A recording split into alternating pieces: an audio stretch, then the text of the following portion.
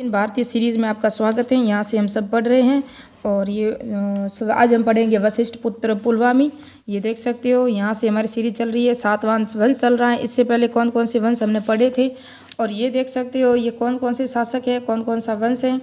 और यहाँ से सातवां शासकों की संस्कृति, समाज, प्रशासन क्या क्या था, इनके समाज क्या था, इनका प्रशासन कैसा था, भूमिदान क्या था, सिक्के, व्यापार और स्तूप कौन कौन से थे, पूरा डिटेल से पढ़ेंगे।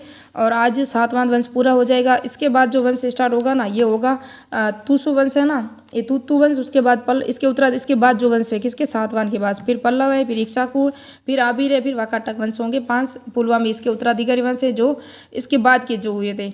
तो स्टार्ट करते हैं आज का टॉपिक। इससे पहले हमारी ये प्राचीन भारतीय इतिहास की जो मगध का उत्कर्ष काल सीरीज चल रही है ना, उस सीरीज के अंदर हमने सर्वप्रथम पढ़ा था हर्यक वंश। हर्यक वंश के बाद हमने पढ़ा था शिशुनाग वंश। शिशुनाग के वंश के बाद हमने पढ़ा था नंद वंश। नंद वंश के बाद हमने पढ़ा था ईरानी और यूनानी आक्रमण, विदेशी आक्रमण हुए थे ना, सिकंदर और दारा के बीच में, दारा दोनों ने किए थे। उसके बाद हमने पढ़ा था मौर्य काल। अब चल रहा है हमारा मौर्य उत्तर काल। मौर्य उत्तर काल में हमने शुंग वंश पढ़ दिया। पुष्यमित्र शुंग था वो पढ़ा हमने पूरा का पूरा डिटेल से। फिर पढ़ा हमने कर्ण वंश। आज हमारा नेक्स्ट टॉपिक चल रहा है हमारा सातवां वंश, उसका शासक है वशिष्ठ पुत्र पुलवामी। ये पढ़ रहे हैं, आज ये स्टार्ट होगा। और कर्ण वंश का संस्थापक कौन था, थोड़ा सा कल वाला रिविजन कर लेती हूँ। वासुदेव था कर्ण वंश का संस्थापक, और इस वासुदेव सुशर्मा इस वंश का अंतिम शासक था। इसकी हत्या सातवां शासक सिमुक ने की थी। किसने, सिमुक ने, सुशर्मा। जबकि इसके शासक कौन कौन से, कर्ण वंश के सिर्फ 4 शासक ही थे। कौन कौन से थे, वासुदेव, भूमिपुत्र, नारायण और सिमुक। सुशर्मा, चार ही थे। और नारायण ने 12 वर्ष शासन किया, भूमिपुत्र ने 14 और वासुदेव ने 9 वर्ष। सुशर्मा ने अंतिम शासक था, सिमुक था ना, उसने सुशर्मा की हत्या कर दी। और फिर किसके वंश की नींव डाली, सातवां वंश की। कर्ण वंश ने कुल कितने वर्ष शासन किया था, 45 वर्ष। और शुंग भरद्य इनको कहा गया है किसके अंदर, पुराणों में। उसके बाद हमने पढ़ा था सातवां वंश का जो संस्थापक था सिमुक, और अंतिम शासक पुलवामी 4। मैंने अभी बता दिया आपको, पुलवामी 4 होगा। और सर्वाधिक समय तक शासन किसने किया था, सातकर्णी द्वितीय। और प्रारंभिक राजधानी इसकी धरनीकोट, जिसे अमरावती कहते हैं, लेकिन बाद में विदिशा भी बनी। और उसके बाद में प्रतिष्ठान और पैठन भी बनी, जो सातकर्णी प्रथम ने बनाई थी। सातवां की जो उपाधि धारण की थी ना, वो समुद्रों की अधिपति बताया था। ये मात्र नामों के जाने जाते थे। और सातवां शासक ब्राह्मण थे। ये मत्स्य पुराण में 30 राजाओं ने शासन किया था, और वायु पुराण के अनुसार 19 राजाओं ने इस पर शासन किया था। उसके बाद कल हमने पढ़ा था गौतमीपुत्र सातकर्णी। सिमुक का मैंने बता दिया। सातवां वंश का महानतम शासक यही था, और ये 23वां शासक था। इसने 24 या 26 वर्ष शासन किया था। नासिक गुहा लेख में इसके वर्ण विक्रम, चारु विक्रम आदि उसकी उपाधियां धारण की थी। सबसे ज़्यादा उपाधि इसकी है त्रिसमुद्र, तोय पिता वाहन। सबसे इंपॉर्टेंट है, ये परीक्षा में बार बार पूछा जाता है। और इसको पर्वतों का स्वामी भी कहा जाता है। राजराज, महाराज, स्वामी, आगम निलय, वेदों का आश्रयदाता, आदित्य, ब्राह्मण, अदिति। एक तो आप याद रखना इसकी उपाधि किसकी, गौतमीपुत्र सातकर्णी की, जो त्रिसमुद्र, तोय पिता वाहन। दूसरी थी खाद्य दंपा वाला, यानी कि ये 2 है ना, 2 उपाधियां वेरी इंपॉर्टेंट। तीसरी एक और थी यज्ञ, शक, यवनों और पल्लवों का विनाशक था। सहस्त्रार्थ वंश का अनुमूल करता था ये। शक विजय के उपलक्ष्य में इसने क्या किया था, नासिक जिले में वेणा कटक नगर की स्थापना की थी। अभी हम देखेंगे ना, नवनगर की स्थापना की थी ना वशिष्ठ पुत्र पुलवामी ने, तो उसी तरह उसने भी, किसने, गौतमीपुत्र सातकर्णी ने किस नगर की स्थापना की थी, वेणा कटक नगर की भी स्थापना की। और वेणा कटक का स्वामी भी, यानी कि इसकी उपाधि भी इन्होंने धारण की थी। और नासिक प्रशस्ति में क्या कहा गया था इसके लिए, कि उसके घोड़े 3 समुद्र का पानी पीता है। वो कल वाला वीडियो नहीं देखा हो तो देख लेना। तीनों समुद्र यानी अरब सागर, बंगाल की खाड़ी और हिंद महासागर, जो भारत के चारों तरफ है। इतना सा डिटेल है। थोड़ा सा अगर पूरा देखना हो वीडियो आपको, तो वहाँ जाए और मेरी प्लेलिस्ट देख लें। मगध का उत्कर्ष काल में चल रही है हमारी प्लेलिस्ट के अनुसार ही मैं चल रही हूँ। सारा का सारा मैप से भी समझाया है। तो स्टार्ट करते हैं, क्योंकि वीडियो बड़ा हो जाएगा। थोड़ा सा रिवीजन करना जरूरी होता है। अगर भूल जाए तो कुछ याद भी हो जाता है। तो वशिष्ठ पुत्र पुलवामी अगर आपको पूरा दिख रहा है तो ठीक है, नहीं तो और मेरे चैनल है ना मेहर टीचिंग को सब्सक्राइब कीजिए, प्लीज़ लाइक कीजिए। और मेहर टीचिंग टेलीग्राम चैनल को भी ज्वाइन कीजिए। ऐसे ही जो हिस्ट्री सब्जेक्ट है, जिसका फर्स्ट ग्रेड है, कॉलेज व्याख्याता है, UGC नेट है, UPSC परी है, RS मैन है, जो भी सब्जेक्ट में हिस्ट्री आता है, वहाँ से हिस्ट्री की प्लेलिस्ट चल रही है। सेकंड ग्रेड की भी तो मैं वीडियो बना रही थी, लेकिन वो थोड़े दिनों के लिए मैंने बंद कर लिया। उसकी प्लेलिस्ट कुछ बनाई थी, वो पड़ी हुई है, वो भी एनसीईआरटी बुक के अनुसार मैं बता रही हूँ। और एनसीईआरटी की पीडीएफ तो मैं टेलीग्राम पे शेयर करती हूँ। जब मैंने वो टेलीग्राम पे वीडियो चढ़ाया था ना लोक प्रशासन की या राजनीति की जो भी, तो उसी की जो पीडीएफ है ना, उसी दिन से शायद मैंने अपलोड की हुई होगी। 1 लेसन जितना मैंने पढ़ाया उतनी ही पीडीएफ वहाँ डाली हुई है। बाकी मेरे पास भी इतना टाइम नहीं होता, मैं हाउस वाइफ हूँ, मैं काम भी करना पड़ता है, पढ़ाई भी करनी पड़ती है, घर के काम भी देखने पड़ते हैं। तो मैं आपको पढ़ा रही हूँ, इतने छोटे छोटे वीडियो ये तो आप देख ही सकते हो, कम से कम इतना बड़ा तो मैं पढ़ाती भी नहीं हूँ, 1-2 घंटे का वीडियो भी तो नहीं है। और आज तो मैं बिल्कुल छोटा वीडियो बनाने वाली हूँ, पूरी कोशिश करूँगी। इसकी उपाधि थी दक्षिणापतेश्वर, यानी कि नासिक अभिलेख में इसकी उपाधि दी हुई वशिष्ठ पुत्र पुलमावी। आंध्र सम्राट यानी आंध्र प्रदेश को विजय करने के कारण इन्होंने ये उपाधि धारण की थी वशिष्ठ पुत्र पुलमावी ने। और वशिष्ठ पुत्र पुलमावी ने नवनगर की स्थापना की थी। जिस तरह मैंने अभी बताया सातकर्णी प्रथम ने किस नगर की स्थापना की थी, वेणकट नगर की, उसी तरह से। और इसने 24 वर्ष शासन किया था, किसने, वशिष्ठ पुत्र पुलमावी ने। संघ शासक चष्टन और रुद्रादमन के ये समकालीन था। अभिलेख इसका नासिक अभिलेख है, जिसके अंदर 2, 6, 19, 22वें वर्ष में इन्होंने कुछ लेख उत्कीर्ण करवाए थे। नासिक अभिलेख की जानकारी सातकर्णी प्रथम, सातकर्णी सेकंड की भी मिलती है, उसकी माता के नाम की भी मिलती है, माता का नाम भी उस नासिक अभिलेख में मिलता है। और इसकी भाषा संस्कृत थी, लिपि ब्राह्मी है। और इनको प्रकाश में लाने इसको किसने खोजा था, तो ऑर्थर वेस्ट और एडवर्ड वेस्ट ने 1865 में इस नासिक अभिलेख को खोजा था। और कार्ले के 2 जो अभिलेख है ना, कार्ले के, जिसमें राज्याभिषेक के 7वें वर्ष और 24वें वर्ष के कुछ अभिलेख इसने खुदवाए थे वशिष्ठ पुत्र पुलमावी ने। उसके बाद हम देखेंगे अमरावती लेख, अमरावती स्तूप, अमरावती शैली भी है, अमरावती स्तूप भी है। तो अमरावती शैली है ना, ये सातवाहन शासकों ने लाई थी श्रेणी में, याद रखना। अमरावती शैली जहाँ संगमरमर का यानी कि सफ़ेद पत्थरों का प्रयोग हुआ था, और बुद्ध की जातक कथाओं का वर्णन है वहाँ, और बुद्ध के जीवन की कुछ जीवन का भी वर्णन है। बाकी सब जगह जो बुद्ध का जो जैसे कि हम गांधार शैली पढ़ते हैं, मथुरा शैली पढ़ते हैं ना, तो वहाँ बुद्ध के जीवन के संबंधित नहीं, वहाँ बुद्ध के सौंदर्य से संबंधित, उसके चेहरे की बनावट, उसके बालों की बनावट, उसकी मुस्कुराहट, ऐसा कुछ वर्णन है मथुरा शैली और गांधार शैली में। जबकि जो ये ना अमरावती शैली, इसके अंदर बुद्ध की जातक कथाओं का वर्णन है और बुद्ध के नियमों का वर्णन है, और कुछ इसके अवशेष भी हैं वहाँ। अमरावती एकमात्र शासक का वर्णन है, जिसके अमरावती जो लेख है ना, उसके अंदर एकमात्र शासक है वशिष्ठ पुत्र पुलमावी, उसी का ही वर्णन मिलता है, बाकी नहीं मिलता। जबकि अमरावती शैली अलग है, अमरावती स्तूप अलग है ना। स्तूप का निर्माण क्या कराएगा वो भी आगे देखना, आप पूरा डिटेल से वीडियो देखना तो समझ में आएगा, नहीं तो नहीं। मारवाड़ी में भी कहावत है कि अधगगरी झलक जाए, आधा ज्ञान अधूरा ज्ञान कोई काम का नहीं होता। अगर आप पूरा वीडियो नहीं देखोगे तो कुछ समझ में नहीं आएगा, और आप कर्म से नहीं पढ़ रहे हो प्राचीन इतिहास, तो आपको कोई समझ में नहीं आएगा कि कौन सा वंश कब था, कब समाज वगैरह सब लेख स्तूप अभिलेख सब उल्ट सुलट हो जाएंगे। इसलिए आप कर्म से पढ़ोगे तो आराम से याद हो जाएगा। और अमरावती स्तूप में संवर्धन हुआ, यानी कि इसका भी अमरावती स्तूप में भी है। और चारों ओर वेष्टि बनाई, चारों ओर जो वेष्टि होती है ना, वेष्टि जैसे जिस तरह कल हमने पढ़ा था पुष्यमित्र शुंग ने जो स्तूप था, कौन सा स्तूप था, सांची का स्तूप था ना, उसके चारों ओर किसकी वेदिका बनाई थी, पत्थर की। उससे पहले मौर्य काल में किसकी बनती थी वेदिकाएं, लकड़ी की बनती थी। उसी तरह इसने भी वेष्टि का निर्माण करवाया था वशिष्ठ पुत्र पुलमावी ने।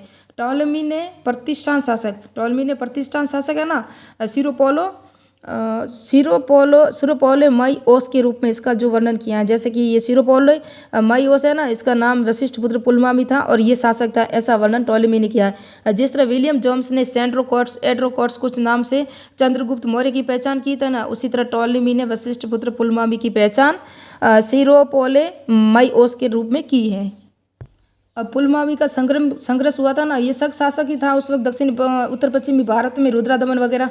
तो शक शासक कादर्म वंश के से संघर्ष हुआ था। कादर्मक वंश है ना, वो यही था शक वंश का, जो शंख वंश के ही था। रुद्रादमन शंख वंश के अंदर ही एक और कुछ जैसे कि कोई वंशावली होती है ना, उसी तरह से जिस तरह हमने पढ़े दिल्ली सल्तनत, तो गुलाम वंश पढ़ते हैं ना, उसके अंदर काफ़ी वंश भी आते हैं उसी तरह से। तो रुद्रादमन जूनागढ़ अभिलेख 2 बार दक्षिणेश्वर को हराया था उसने। इस रुद्रादमन का जूनागढ़ अभिलेख है ना, ये गुजरात में है, इसमें 2 बार दक्षिणेश्वर को हराया था, यानी कि दक्षिणी भारत के में 2 बार विजय की थी पुलमावी ने। और ये दक्षिणापति की उपाधि का भी वर्णन नासिक अभिलेख में मिलता है। कन्हेरी लेख, इसमें विवाह का, इसमें है ना, ये जो था ना, कौन था, रुद्रादमन, इसने अपनी उसकी पत्नी बेटी थी, कौन थी, देवी का विवाह किससे किया था, पुलमावी से किया था, जिसका वर्णन कहाँ मिलता है, कन्हेरी लेख में मिलता है। कोरोमंडल में इसके सिक्के मिले हैं, 2 पतवारों वाले जहाज का अंकन है उन सिक्कों पे, दूहरे मस्तूल वाले, यानी कि पुराणों में पुलवामा को पुलवामा या पुरुमानी कहा गया है। क्या है? पुलवामा। नासिक गुहालेख है ना, इसके अंदर सुदर्शन और शामलीपद गाव दो दाम में दिए थे ना, उसका वर्णन नासिक गुहालेख में मिलता है। राज्याभिषेक के 19वें वर्ष में सातवाहनों की उत्पत्ति। राज्याभिषेक के 19वें वर्ष में ये नासिक गुहालेख में इसको कुछ अंकन करवाया था। किसने? वशिष्ठ पुत्र पुलवामी ने। और यहाँ जो लिखा था, उन्होंने लिखा था सातवाहनों की उत्पत्ति, इस गौतमी पुत्र सातकर्णी की उपलब्धियाँ, और गौतमी बलश्री यानी कि इसकी दादी थी ना, उसका भी नाम इसके अंदर मिलता है। द्वारा भवदीय भिक्षु संघ को बदावनीय है ना, बदावनीय भिक्षु था, उसको गुहा दान दी थी। और उसके गुहा दान के रख रखाव है तो 85 पदक जो गांव होते हैं ना, वो उसको दान में दिए थे, यानी कि उसको आराम से रख रखाव किया जाता है उस गुहा दान। उसके बाद हम देखेंगे, इसके बाद जो शासक हुए थे वो थे, एक तो हुआ था वशिष्ठ पुत्र शिवश्री सातकर्णी, जिसने 7 वर्ष शासन किया था। उसके बाद हुआ था श्री स्कंद सातकर्णी, इसने भी 7 वर्ष किया था। यज्ञश्री सातकर्णी, अभी हम पढ़ेंगे यज्ञश्री सातकर्णी। यज्ञश्री सातकर्णी इस वंश का अंतिम और शक्तिशाली शासक था। ये शक्तिशाली था, अंतिम यानी कि सबसे जो होता है ना शक्तिशाली और महत्वपूर्ण शासक होता है वो था। और अंतिम शासक पुलवामी चतुर्थ था, उसने 27 वर्ष शासन किया था। इसने 27 वर्ष किया था यज्ञश्री सातकर्णी ने। इसके 3 अभिलेख है। नासिक अभिलेख जो 7वें वर्ष इसके राज्याभिषेक का 7वां वर्ष होता है ना, उस वक्त उस पर अंकन कुछ करवाया था। कनेरी में 16वें वर्ष में किया था। आंध्र प्रदेश के गुंटूर जिले में 27वें वर्ष में इस पर कुछ अंकन करवाया था इसने। और सातवाहनों की उपलब्धियां, उत्पत्ति, सुदर्शन और शामलीपद गांव दान में देना, पुलवामी दादी बलश्री का वर्णन भी नासिक के 7वें वर्ष में। ये मैंने आगे पढ़ाया था ना आपको, तो पूरा डिटेल से एक बार और रिवीजन हो जाएगा। कन्हेरी, इसी में वशिष्ठ पुत्र पुलवामी का विवाद रुद्रादमन की पुत्री से हुआ था। ये कन्हेरी का विवाद था, और कन्हेरी का अभिलेख था। फिर ये बता दिया मैंने। अभी जो यज्ञश्री सातकर्णी है ना, यज्ञश्री सातकर्णी का मित्र और समकालीन कौन था? नागार्जुन था। और इसने मध्यमिका की रचना की थी ना। और शक है ना, वो सातवाहनों का संघर्ष का अंतिम चरण इसी के शासन काल में था। शक और सातवाहनों का हमेशा संघर्ष होता रहता था ना, तो यज्ञश्री सातकर्णी के समय अंतिम चरण इसी के समय में था। इसने भी कदम वंश शकों को हराया था। इसने भी हराया था। शकों द्वारा विजित प्रदेश थे ना, जितने भी शकों ने सातवाहनों से जितने भी प्रदेश जीते थे ना, उसको वापस छीना था यज्ञश्री सातकर्णी ने। और इसने सर्वाधिक चांदी के सिक्के चलाए। इनके सिक्कों पर केवल नाव की आकृति मिलती है। इनके सिक्कों पर किसकी? नाव की आकृति मिलती है। जबकि वशिष्ठ पुत्र सातकर्णी पर किसकी मिलती है? जहाज की 2 पतवारों की आकृति मिलती है उनके सिक्कों पर। तो नाव की आकृति से पता चलता है कि ये समुद्र का प्रेमी और व्यापार को दर्शाते हैं, प्रेम और दर्शाते हैं। कुछ सिक्कों पे इसके मछली और शंख की आकृति वाले सिक्के भी मिले। इसके बाद के जो शासक हुए थे ना, वो कौन कौन से थे? विजय सातकर्णी, चंदनसरी सातकर्णी और पुलमावी सफोर चतुर्थ, ये अंतिम शासक था। और इसी के बाद जो इसका जो शासनकाल था वो महत्वपूर्ण नहीं रहा, और इसी के बाद में ये सब 4-5 भागों में बट गया ये शासनकाल। तो ये है ना, देखो, चूतु वंश, पल्लव वंश, इक्ष्वाकु वंश, आभीर वंश, वाकाटक वंश, इसके बाद में ये 4-5 भागों में बट गया था। सातवाहनों के शासनकाल में सातकर्णी कथा और नमोवंतिका कथा की रचना हुई थी। सातवाहन समाज, संस्कृति और प्रशासन क्या क्या था वो देखेंगे थोड़ा सा। कल आपको ये पूरा का पूरा प्रशासन समाज वाला भी बन जाएगा, और शायद एक दो ये जो है ना शासक या वंश, इन वंशों का भी इतिहास में 1-2 मैं स्टार्ट कर लूँगी। तो समाज कैसा था? समाज 4 जातियों में बटा था। आधार इनका व्यवसाय था। समाज मात्र सत्तात्मक ढांचा था, लेकिन उत्तराधिकारी थे ना, वो पिता के नाम से ही होते थे।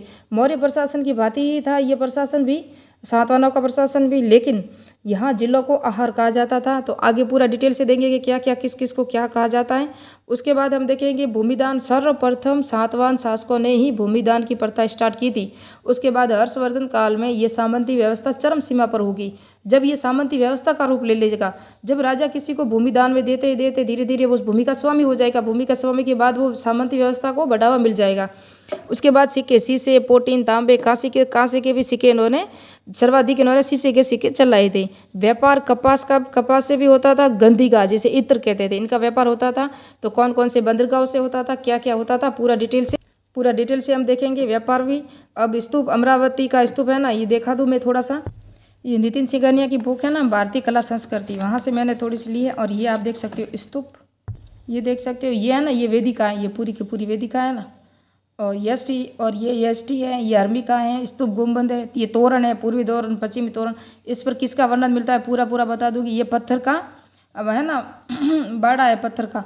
तो ये है ना, ये पहले लकड़ी का बनता था, अब इसने पत्थर का बनाया। किसने बनाया था? पुष्यमित्र शुंग ने बनाया था। पुष्यमित्र शुंग ने पत्थर की ये बनाई थी। उसके बाद ये जो तोरण वगैरह है, थोड़ा सा ये इसने बनाया था वेष्टि। वेष्टि यानी किसे कहते हैं? ऐसा कहते हैं ना, इसे वेष्टि, ये यष्टि या वेष्टि कहते हैं ना। इसका निर्माण किसने करवाया था? वशिष्ठ पुत्र पुलवामी ने किया था, जिसका हमें अमरावती स्तूप है ना, उसके अंदर लेख मिलता है। नासिक अभिलेख में इसकी जानकारी मिलती है, ये मैंने अभी पढ़ाया है आपको। और ये तीनों शैलियाँ हैं, गांधार शैली हैं, ये मथुरा शैली हैं, और ये अमरावती शैली। तो अमरावती शैली देख सकते हो, सफेद संगमरमर का प्रयोग होता था, मुख्य रूप से बौद्ध प्रभाव था। सातवाहन शासकों ने इसको संरक्षण दिया था। कृष्णा गोदावरी की घाटी के अमरावती नागराजन कोंडा के आसपास क्षेत्रों में विकसित हुई। इसमें कला अंग बुद्ध की व्यक्तिगत विशेषताओं, मूर्तियां, सामान्य बुद्ध के जीवन और जातक कथाओं की कहानियां दर्शाती है अमरावती शैली में। जबकि हम देखते हैं ना, ये मथुरा शैली, मथुरा शैली किसको शासक संरक्षण था? इसको कुषाणों का संरक्षण था। यहाँ सातवाहन शासकों का संरक्षण था। इसके अंदर देखो, बुद्ध के मुस्कुराते चेहरे, बसंती जी कपड़े वगैरह, मुद्रा, मुंडन, पद्मासन अवस्था वगैरह दिखाया गया है। जबकि ये देखो कि हम गांधार शैली, ये यूनानी और हेलियोनिस्टिक है ना, उसके द्वारा था। इसको भी कुषाणों का संरक्षण था। किसको? गांधार शैली को। और ये भी आधुनिक क्षेत्र में विकसित हुई। इसमें भी देखो, बुद्ध के आध्यात्मिक मुद्रा में दिखाया गया है, और लहराते हुए बालों को बताया गया, योगी की मुद्रा में बताया गया। तो ये पूरा डिटेल्स था। मिलते हैं नेक्स्ट पार्ट में। आपको मैंने बताया है, पूरा का पूरा समझाया है आपको। विकास क्षेत्र, संरक्षण, धार्मिक, बौद्ध चित्रकला का, तीनों धर्मों का था इसमें। मथुरा शैली है ना, इसमें तीनों धर्मों का प्रभाव था, हिंदू, जैन, बौद्ध धर्म का। जबकि इसमें मुख्य बौद्ध था, और इसमें भी गांधार शैली में मुख्य बौद्ध धर्म ही था, और अमरावती शैली में भी मुख्य बौद्ध धर्म था। जबकि इसके अंदर तीनों धर्मों का प्रभाव था। और जो मथुरा शैली में जो मूर्तियाँ थी ना, वो चितारी लाल बलुआ पत्थर से बनती थी, और जबकि गांधार शैली में नीले धूसर बलुआ पत्थर से बनती थी। और ये जो अमरावती शैली में सफ़ेद संगमरमर की बनाई जाती थी अमरावती शैली में मूर्तियाँ। तो मिलते हैं नेक्स्ट बार में। मेरे चैनल को अगर सब्सक्राइब नहीं किया तो सब्सक्राइब कीजिए, लाइक कीजिए, शेयर कीजिए, और मेरे टेलीग्राम चैनल को भी से सब्सक्राइब कीजिए। मैं इसके अंदर नीचे जो डिस्क्रिप्शन है ना, वहाँ आपको लिंक दे दूँगी। मिलते हैं नेक्स्ट बार में, नेक्स्ट वीडियो में।